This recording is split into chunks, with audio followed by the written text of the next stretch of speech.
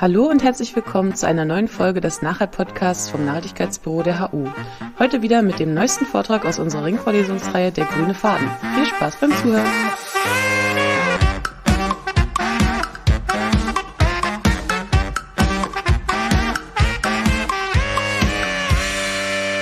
Thank you so much for the kind introduction, and thank you for having me today. So I'm a psychologist, specifically a cognitive scientist. So my work uses psychological principles to design behavioral solutions to address sustainability challenges and to inform environmental policy. So a lot of my work is geared toward transformational sustainability change. But this has to happen with two things. One is behavior change involving human beings, as well as system change that involves the changes in policy, infrastructure, and incentives. So behavior change alone is a necessary but insufficient condition for transformational change.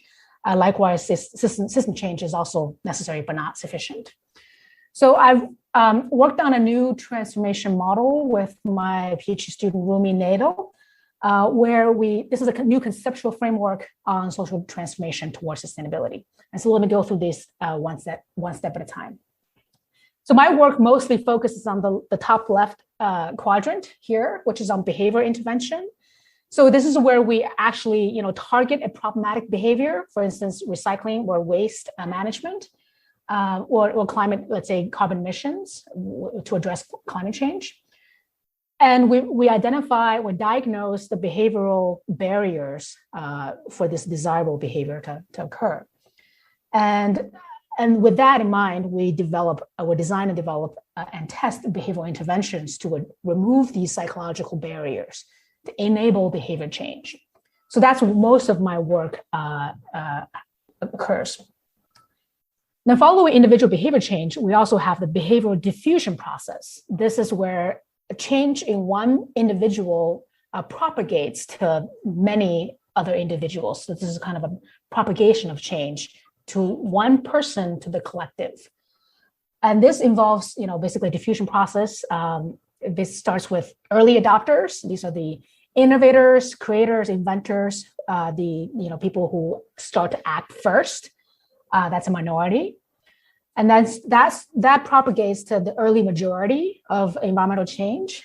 So for instance, the most people in Vancouver have try to become zero plastic waste. We are not using plastic, bags or straws or containers, and that has become an ongoing social norm. And then after the early majorities, we have the late majorities. That's kind of the next 60 to 70% of the population. And the last part of the target group is the laggers. They probably will change last, and they're the most resistant to change. So we think that this behavioral diffusion process involves three types of behaviors specifically. One is private behaviors, the things I do in my own life privately on a daily basis. There's also social signaling behaviors. So these could be behaviors that you do that you want other people to see. That could involve bringing a tote bag instead of plastic bags on the street, or sharing a pledge, sharing some information on social media. And also the last type of action is system changing actions. So these are civic actions that includes voting, donating to organizations, signing petitions, joining protests, et cetera, et cetera. So that's I think we need to change all three behaviors. But in today's talk, I'm going to focus primarily on private actions. Okay, so this is a behavioral change and diffusion process. On the right-hand side, we have the structural change process. So we have the, starting from changes in institutions, in policies, in infrastructure. And that change can directly feed back to behavior change. So that complements behavior change in some way. And then finally, with behavior change and structural change, we should see new norms emerge, and the meanings of our actions will also change. Now, the meanings of mask wearing, for instance, were very different just a year ago from now. And then with I think, transformation, we will see fundamental changes in social networks, even funding capacity, knowledge sharing, leadership, for instance, This is our collective framework on behavioral or system change on sustainability transformation. And again, I'm going to focus on the behavior change process alone here. So what's a behavioral intervention? I define this in terms of nudge. So a nudge is a change in the environment that alters people's behaviors in a predictable way. A nudge can increase the efficacy of a policy without forbidding certain options. It still allows you to choose any way you want. And it doesn't change the incentive structure significantly. So it doesn't, it doesn't impose tax or rewards on your current behaviors. And this is also the basis for behaviorally informed policy, and that's what I've been working on. So let me give you a first example of what a nudge is in the environmental sustainability domain. This is default. This is basically the choice set that you're presented with to start. And the study was done in Germany with, I think hundreds of German households. So on the left hand side, you have one condition. In this left two panels, it's called contract A and contract B. This condition is opt-in.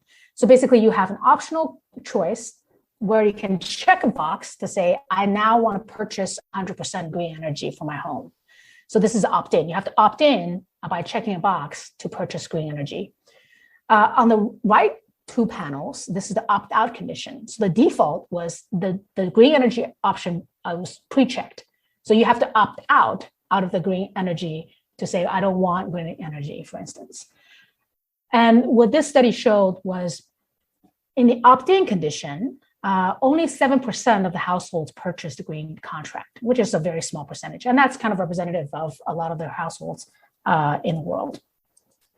But on the right-hand side, this is the opt-out condition, almost 70% of the households purchased a green energy choice. So it's not, this just demonstrates the power of default. It's not that, we're educating people about the benefits of green energy, for instance. This is such a small intervention. It's a light touch intervention, just changing the default choice set that you're presented with. That has tremendous impact on behavior.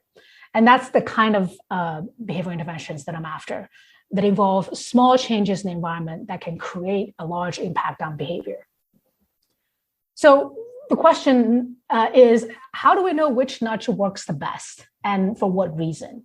So to get at that, before we do anything, we started with a meta-analysis that we're still finishing at this point. It's a huge meta-analysis where we searched articles from 7 databases available to date. We started with 3,500 articles to start. We only looked at field experiments. So these are randomized controlled trials done in the field, not in the lab, where we randomly assign people into different conditions. And the search is only from year 2008 to 2020, and 2008 being the publication of the book Nudge.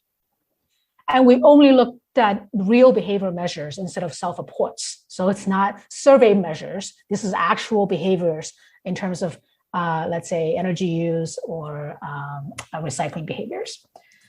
Then we moved a couple of many duplicates from title and abstract search alone.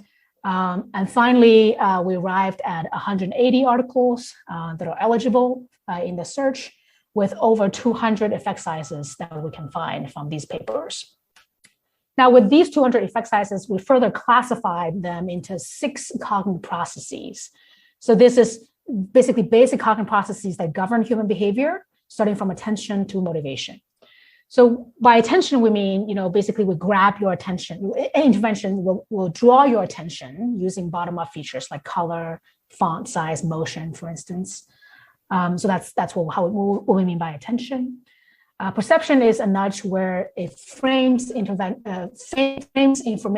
to influence your conscious interpretation of that information. So framing is basically a perceptual intervention. Memory is, for instance, is like a reminder. It is an intervention that uses encoding or retrieval cues to promote a certain action, just to remind you, hey, you don't forget to do this.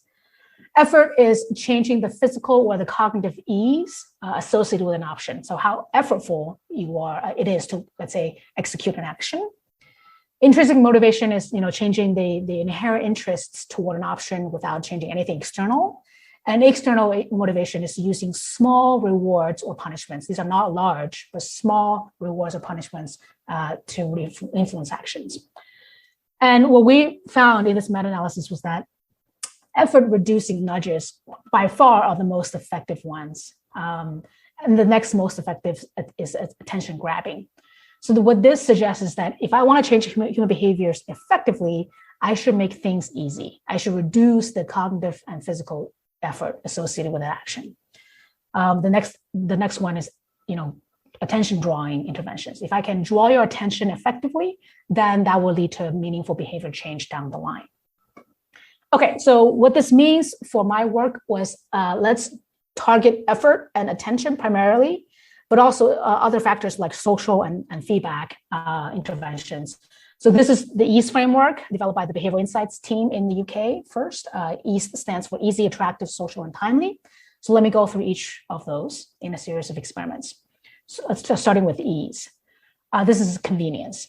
This study came about back in 2015 when the city of Vancouver basically passed a bylaw that banned all food waste from the garbage stream in all family residences, so in single family or as well as multifamily residences. But after passing this bylaw, the food waste diversion rate was still very low. So the problem is, the question is, now we have the right policy in place. How come we still don't see the right outcome? The people are not composting as they should. So we worked with a property management company where we, first of all, identified behavioral barriers to composting. So there's several barriers. One is people tend to be in a rush. They tend not to have time. Making a trip to the compost bin is time consuming. It's also effortful. It's also really complicated to compost properly. You have to go through a lot of doors and then read the signs and to see what can go into the compost bin. So the question is, how can we encourage people to compost? Let's use convenience to increase the composting rate. So this study is done with a previous PhD student, Alex. We targeted 3 multifamily residential buildings in Vancouver. So we defined convenience in terms of the Euclidean distance between your door and the bins. So basically how far you have to walk to the bins. And in the least convenient condition, we have the bins all the way in the back of the building. This is the status quo. It's the least convenient thing to do. We have to walk a long way to reach those bins. In the convenient condition, we place the bins on the ground floor by the elevator. In the most convenient condition, we place the bin on every floor by the elevator. So basically, you don't have to take the elevator, you just have to walk to the elevator and compost. And we measure the amount of compost by, per week and per unit in this study. And we found that the compost volume more than doubled when the bins are on your floor as opposed to on the ground floor or all the way in the back of the building. So this is a huge effect that we see from the study. We further replicated the study with 2 high-rise buildings on UBC campus with almost 2,000 students, where we parametrically manipulated convenience. So the bins are either 5 feet away, it's literally outside your door, or all the way 63 feet away from your door. And we looked at not just composting, we looked at all kinds of recycling as well. But this is, again, the volume of recycling, so composting per week per student in this study. We found that composting increased by 139% when the bins are 5 feet away versus 41 feet away. It's a small distance in our minds, but it's a huge psychological barrier to composting. The effect was enormous here. The same effect was seen in paper recycling, which increased by 137% when the bins are 5 feet away versus 41 feet away, or container recycling. So this study demonstrates the power of recycling, that basically by moving the bins closer to you, we can dramatically increase the volume of composting and recycling. And this will help cities around the world to achieve their zero waste target. So for instance, our city will go zero waste in the next 20 years. So when I presented this study to the city, it was well received. But the comment I get, this is the overwhelming comment I get from policymakers, was it's an impressive set of results from a study, but this is actually really hard and expensive to do for stakeholders. The reason being, putting bins closer to people's doors involve more bins and more custodial staff to manage those bins. Who's paying for that? It's that's a logistical challenge that a lot of stakeholders have to figure out. But regardless, we still demonstrate the impact of psychological convenience on composting and recycling. So this made me rethink our approach to ask, maybe there's a cheaper way to use convenience. And this is where we turn into signage. Recycling signage is probably one of the most confusing things to read. I don't know about Germany, but in Canada or US, there are all kinds of different plastics that we need to sort. Sometimes the signs are crowded with yes items and no items. So the thing that I see people do is they stand in front of the bin for a few minutes, getting confused, they frown, and they throw stuff away in the garbage bin. And then they turn away, hoping that they got it right. So how can we simplify signage and help people sort more accurately? This is what I mean by cognitive ease. So how can we reduce the cognitive effort associated with recycling and composting decision making? Okay, so the way to do this, let's improve the signage. How can we make the signage more user friendly? So to do this, this study is done with a previous student, David Wu. We have people come into the lab where we ask people to sort virtual items on a computer screen, and we track their hand motion as they sort. What we did was we presented, objects on the screen and say, here's the container, where does this thing go? So they have to sort this item virtually on the computer screen into one of the 4 bins. We looked at different conditions. We looked at whether the signage was only pictures versus texts, like, actual labels, English labels of those items. We looked at yes items only or having yes and no items combined on the signage. We also looked at whether the bin order was consistent or it was random every single time. That's another challenge. If the order of the bins was, let's say it was random or inconsistent, that can create another cognitive barrier to sorting. So these are all conditions.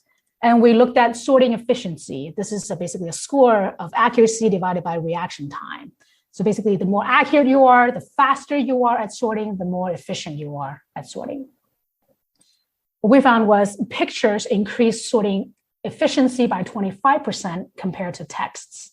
So the implication from this is, let's use pictures. Let's show pictures, not texts in signage. Having yes items only increased the sorting efficiency by 12% compared to yes and items combined. And these are all statistically significant.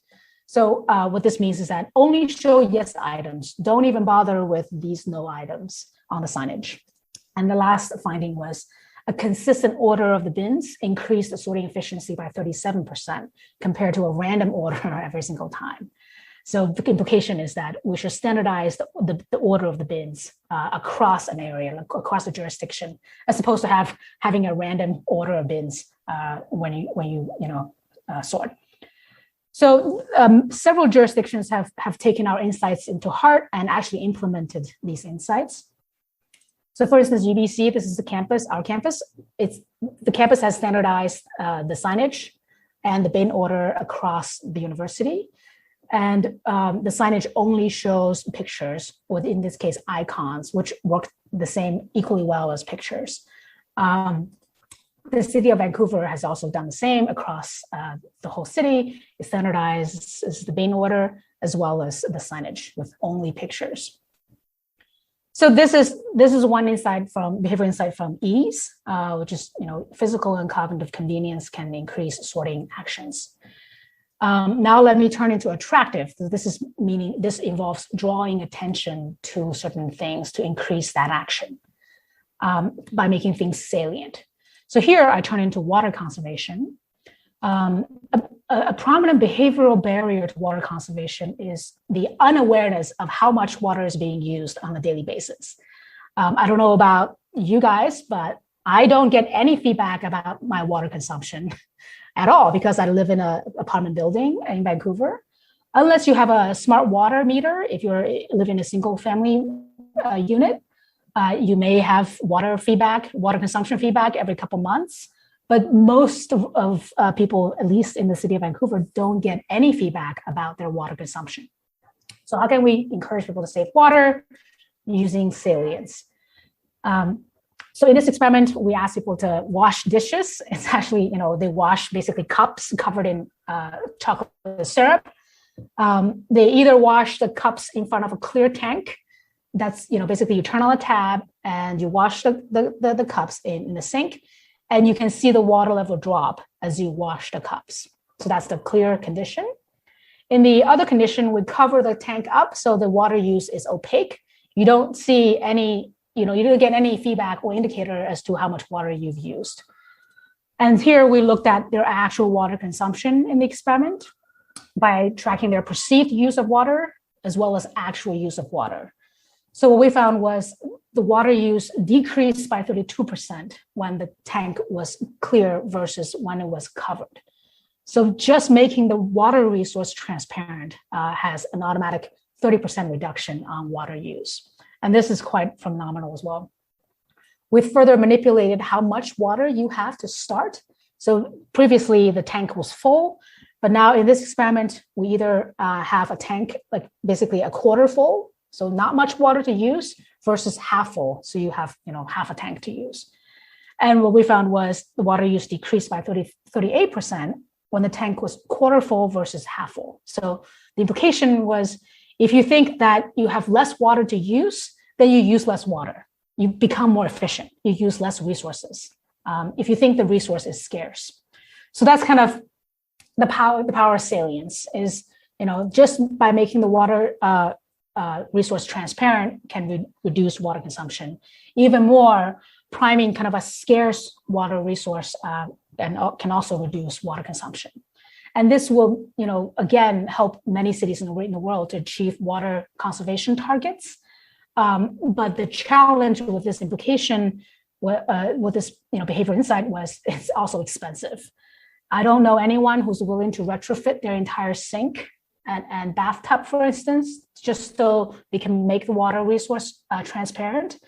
But the implication from this study was, in designing future sinks or future homes or any kind of water or faucets, we should take this insight into consideration and try to make the pipes or the tanks transparent as we can to the individual consumer.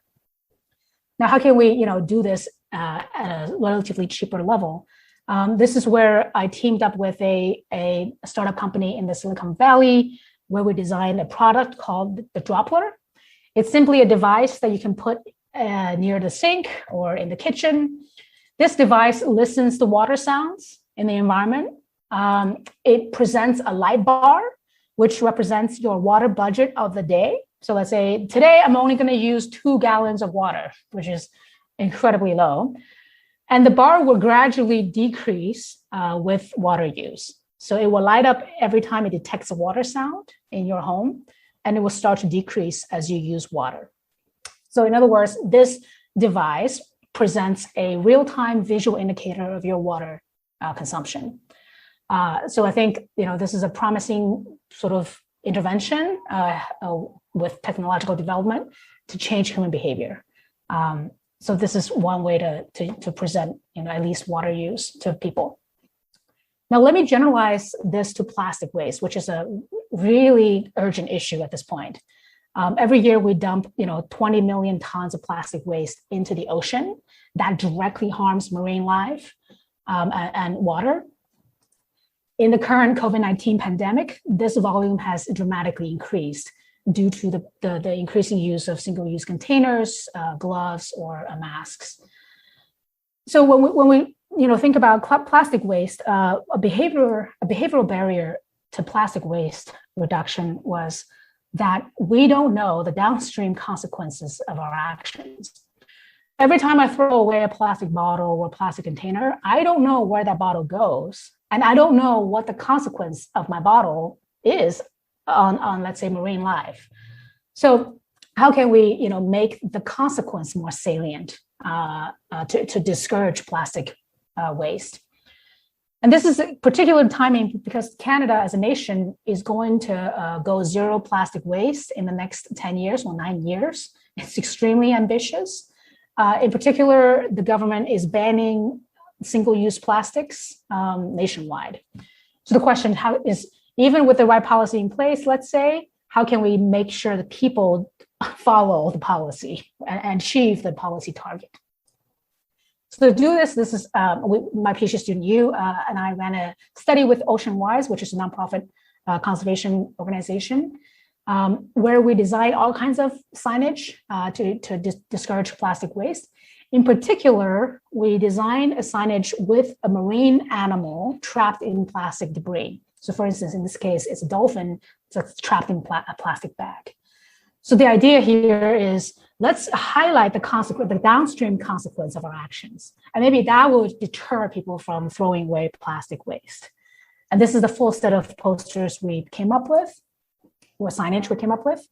So we presented either turtles or dolphins trapped in plastic debris as a deterrent, behavioral deterrent to plastic waste. What we did was we counted the number of plastic items in all bins in this particular environment.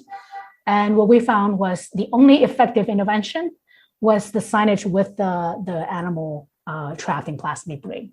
That actually led to an 18% reduction in plastic waste compared to all the other conditions. So this highlights the promise of salience by highlighting the consequences of our actions to downstream, let's say, environments. Now, I've shown you a lot of experiments demonstrating the power of salience. The next question is, does salience always work? Right? We can't assume that this will always work regardless of the population or the intervention. So now we turn into something more controversial, at least within North America, which is climate change.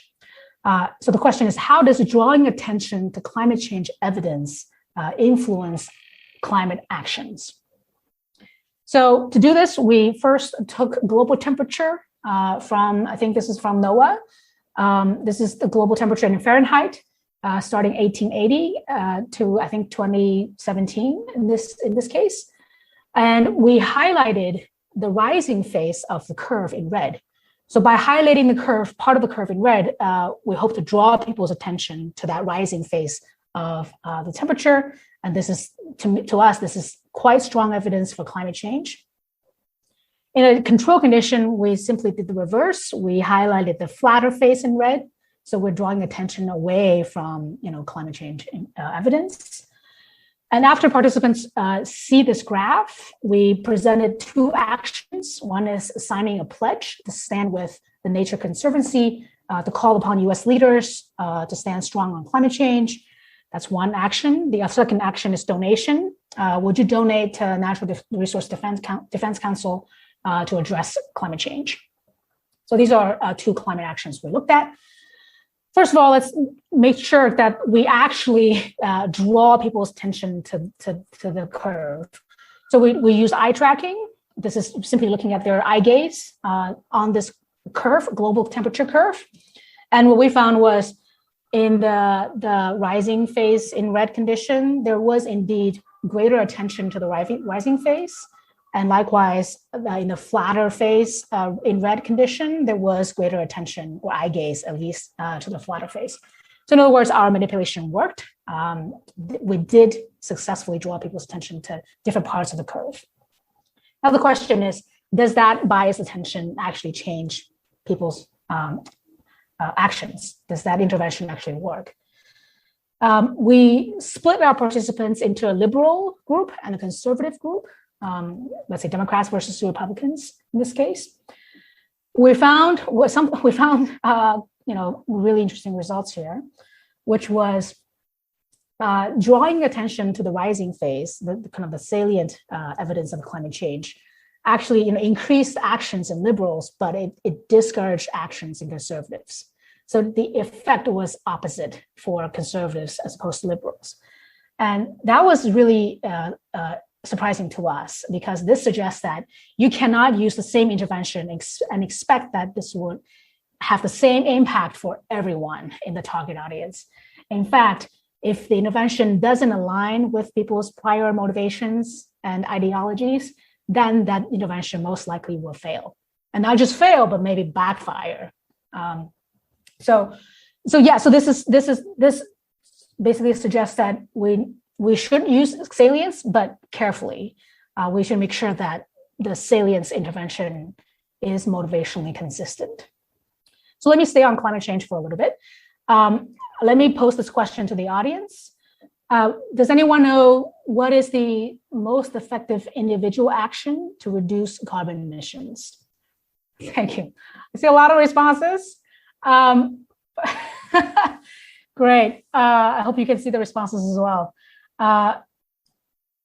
No, not extreme. Some of the responses are really extreme. I gotta say. Okay, so here's the response.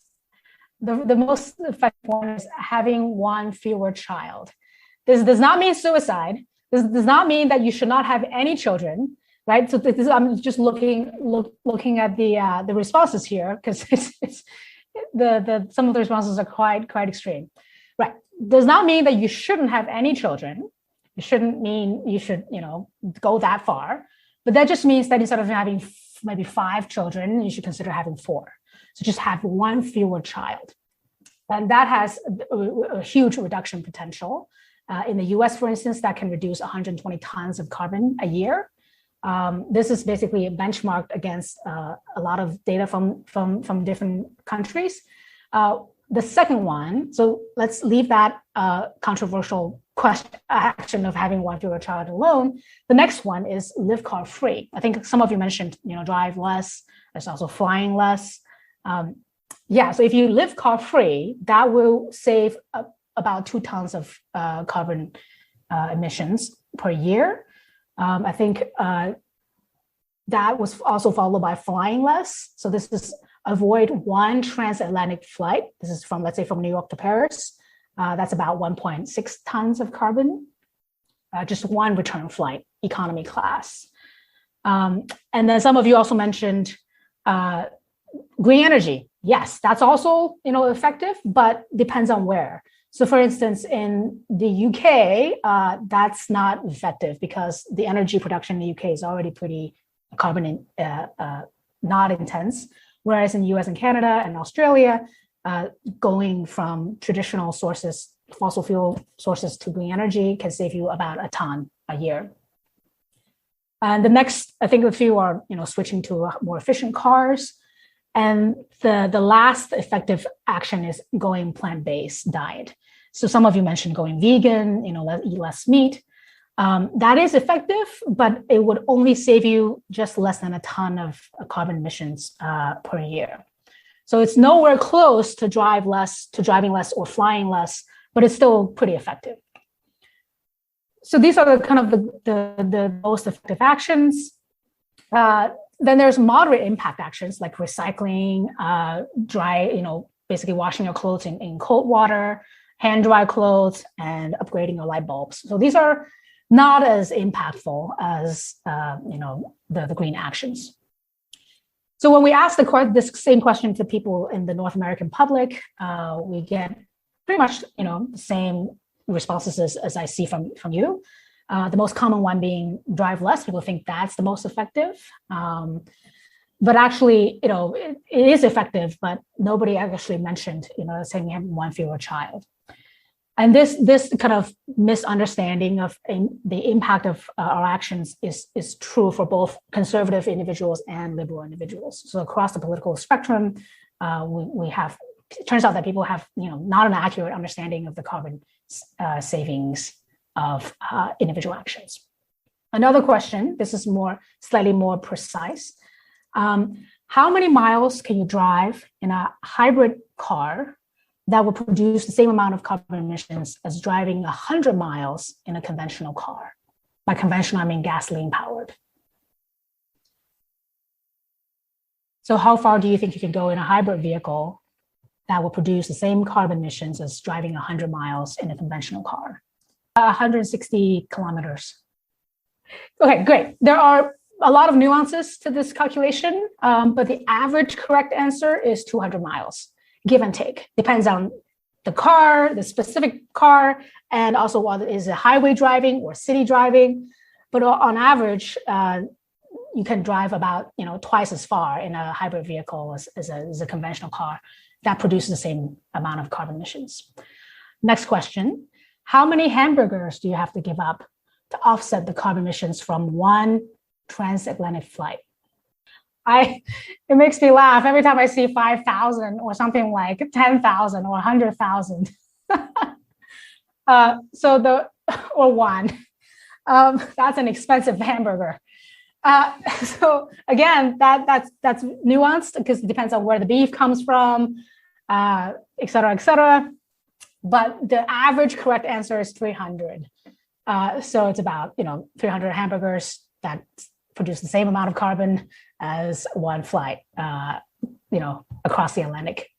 So I'm not going to ask more questions, but these are the questions we asked in our participants. Basically, you can burn 300 hours in an LED light bulb that produce the same amount of carbon emissions as doing one load of hand-dried laundry. And you can use 10 years of unpackaged food that produces the same amount of carbon emissions as, going 1 year vegetarian diet. So when we ask the question to, again, the public, the estimates are incredibly variable, just like what I see here in the chat.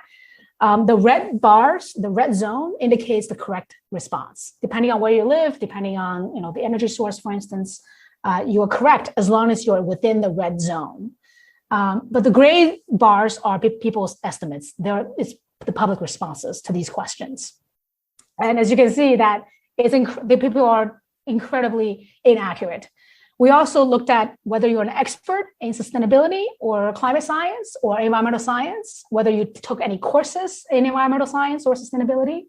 That has zero correlation with your accuracy. So what this means is that regardless of your expertise or knowledge in climate change or sustainability, people are equally inaccurate at doing these kind of questions. So what this shows is that we need to bridge a knowledge gap of carbon emissions associated with individual actions in the public. So I think this is one crucial initiative going forward. Okay, so this is attractive. Let me look at the third factor, which is social. How can we make things social? This again, I'm going back to waste reduction here. So as I said, recycling, composting doesn't really reduce your carbon emissions, but it does alleviate the pollution challenge or crisis. It will decrease the pollutants in the environments, but it doesn't really reduce the carbon emissions. Okay, so we looked at a public event called the Apple Festival, where people gather, over 10,000 visitors gather over the course of a day or two. And at this public event, enormous amount of waste was generated. So the question was, how can we reduce waste at public events? And we basically did a couple of different interventions. One is having a volunteer, who stands next to the bins, or we design different bin tops with even 3D items. These are the real life objects that indicate, they should go into this bin compared to the control group. And our measure was contaminants, so the amount of items that shouldn't go into each bin per kilogram per bin. And what we found was the volunteer condition led to the greatest amount of reduction in contamination. So they actually reduces contamination by 85 to 97% across all bins compared to any of the other conditions. So the implication is that we should at least, use these social presence as an intervention to reduce waste contamination at public events. Okay, so the last factor is timely. So how can we produce timely feedback? So at the beginning, I told you about the power of convenience, but convenience doesn't tell you what goes where. It just makes things a little easier. So a barrier for correct sorting is the lack of feedback on my sorting actions. So how can we reduce contamination with immediate feedback? So to do this, we designed a sorting game. So this is a computer game. It's online. It's about 2 minutes where you sort objects in this game. And every time you sort, you're presented with a feedback, some kind of feedback of whether you did it correctly, or if you did it incorrectly, we tell you where this item should have gone instead. So in an experiment, what we found was sorting accuracy improved by 30% after getting this feedback compared to a condition that didn't get the feedback. And this benefit lasted for over 3 weeks since you play the game in the first place. So this shows that just providing real-time immediate feedback can increase sorting accuracy.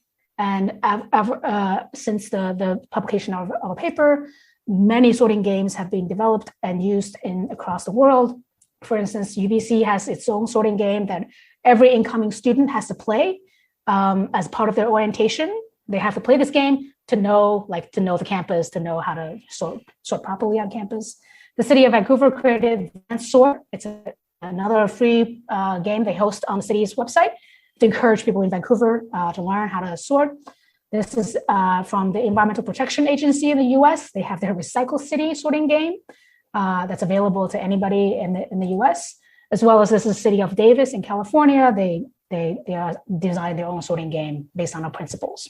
So timely feedback can reduce contamination for waste, at least for waste streams. Okay, so implications for policy. For an environmental policy to be effective, we should make sure that the implementation is easy, salient, in a social context, or with a timely feedback. So at least these are the simple guidance from our studies. When it comes to climate change, we should make sure the communication should be tailored to people's prior motivations. Otherwise, it won't work, or it will backfire in some cases. We should also target public blind spots when it comes to carbon emissions associated with specific actions. And lastly, we should make sure that interventions at scale are relatively easy and cheap for stakeholders for widespread adoption. Okay, so I'm going to end here. I want to thank my lab for my funding sources. I want to thank you for your attention and your participation. And finally, I'm here for questions.